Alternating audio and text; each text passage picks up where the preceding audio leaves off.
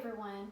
A couple of weeks ago I posted some masks that I had made on Facebook, and a few of you had asked me to show how I made my pattern. And the reason I even got started doing this is my son is a nurse, and he was told at the hospital he works that they could only have one mask per 12-hour shift. And so I decided to make some masks, and I modified them a little bit because the original pattern that I found the Joanne Fabric Pattern on YouTube, and it's a really good pattern, and I recommend you go and watch that first because it's a basic pattern. And the way they did it was they teach you how to make the actual pattern piece, but they have you cut on a fold, and so when you're done, there's no way to slide a filter in the back, and I kind of wanted him to have some extra protection instead of just two pieces of fabric and two pieces of interfacing. I kind of thought he might need more, so I decided to modify their pattern and put a pouch in the back and also put some metal wire across the nose so that he could form it to his nose. And so this is the basic pattern. Joanne has 9 by 6 inches. Well, I added 1/4 of an inch because we're going to have an extra 1/4 of an inch seam at the bottom instead of a fold. And so you're going to cut out a piece of paper to make your pattern 9 by 6 1/4. And then on that piece of paper, you're going to mark some pleats.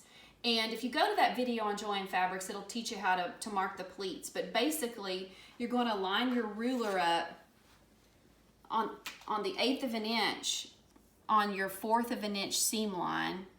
You're going to line it up like that, and then you're going to mark at the fold of your pleat will be at 1.5, 3, and 4.5 inches. Those are going to be the top of your pleats. They're 1/2 inch pleats, so you're going to make a 1/2 inch mark at 1 inch, 2 inch, 2.5, 3.5, 4, and 5 inches. So there's your basic pattern. And I've marked my seams, 1/4 of an inch seams. So once you have your pattern, you're going to cut out of your front piece of fabric. Now mine's a little bigger because I did this for my son and he likes his longer. But you're going to cut out a pattern piece for the front of the fabric.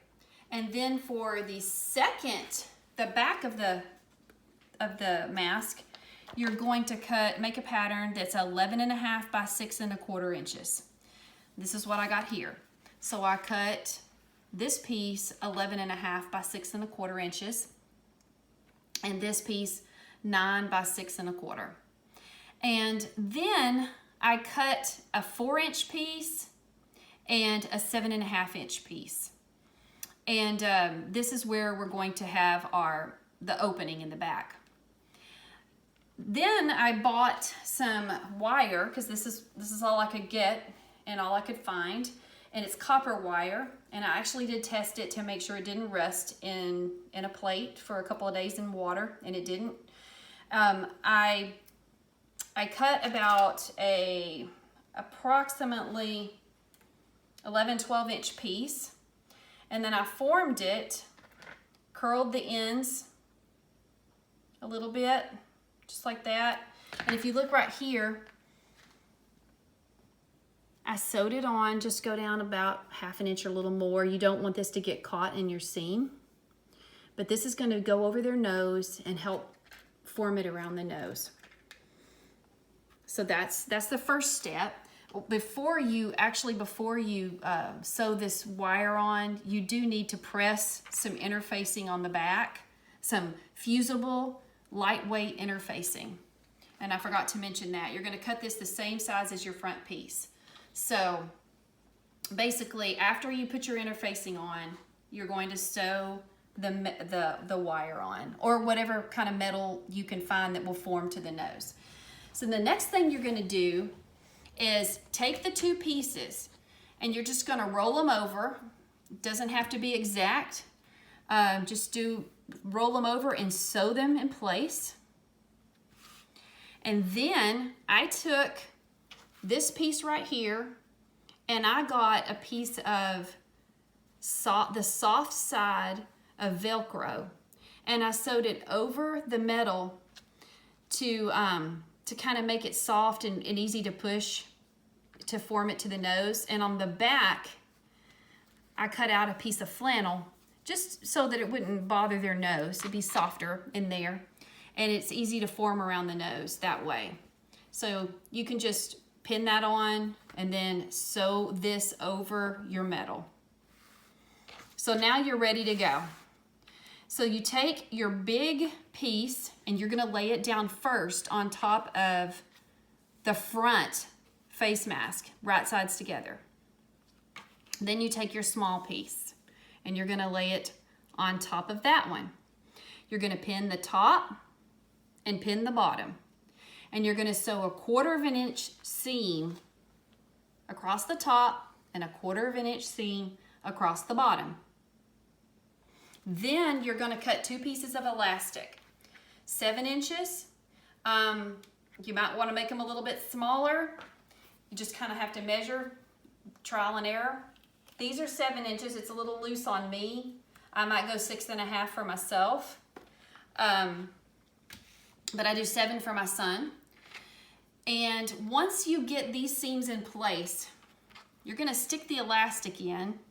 They're not in place, so I'm just gonna cheat and stick them in here. But the elastic is going to hug the seam, and you're gonna pin it on, and you make sure it doesn't twist. You're gonna put it over on that side, and you're gonna pin it. It's gonna stretch a little bit. You're gonna pin that elastic in there. Then when it's pinned, it's gonna be pinned in there. Once you get the elastic in on both sides, you're going to sew it down, take a seam, another 1/4 inch down each side. And so you will have your elastic sewn in there. Then you can turn it inside out. It's gonna look like this right here. Here's one that's already been sewn. So you're gonna turn it inside out. And I actually used hair wraps on this one. You're gonna turn this inside out like this and press it. Press it and press it really good. And then you're going to get your pattern and you're gonna lay your pattern on, center it, and you're gonna mark your pleats. And the instructional video from Joanne Fabrics shows you exactly how to do those pleats. I recommend you watch that for the pleats if you've never sewn before. And then it's going to look something like this once you get those pleats. Now I added a piece of elastic in there so that I could put it around the head and the ears. You can play around and do it however you like. But anyway, if you're going to, I'll just kind of give you an example. There's the top mark. You're gonna fold them. Make sure your pleats are all folded in the same direction. You pin it. And then what you're gonna do next, and on this one, I didn't use Velcro. I just took a piece of fabric and I turned it under all of the sides, and I just sewed it over the metal because that's just what I didn't have any white Velcro. So, and I just didn't want a black stripe going across there. So if you look really close, you'll see a piece of fabric over the metal, over the wire. So then after you get your pleats in place, you're gonna sew a 1/4 inch or just a close to the edge seam, as close as you can get, all the way around the mask. You're gonna sew it all the way around. I haven't done that on this one yet. I do have a couple over here. Now this one, I did the elastic, a top and a bottom piece. Instead of doing it this direction, I cut pieces to fit me to go over my head. And here's the pouch. And as you can see, you can put a filter inside this pouch. And that just gives a little bit of extra protection. And then the way you put this on, like this, and then it's got the form. You can form it to the nose. Does pretty good. So that's one. And then I have a couple more.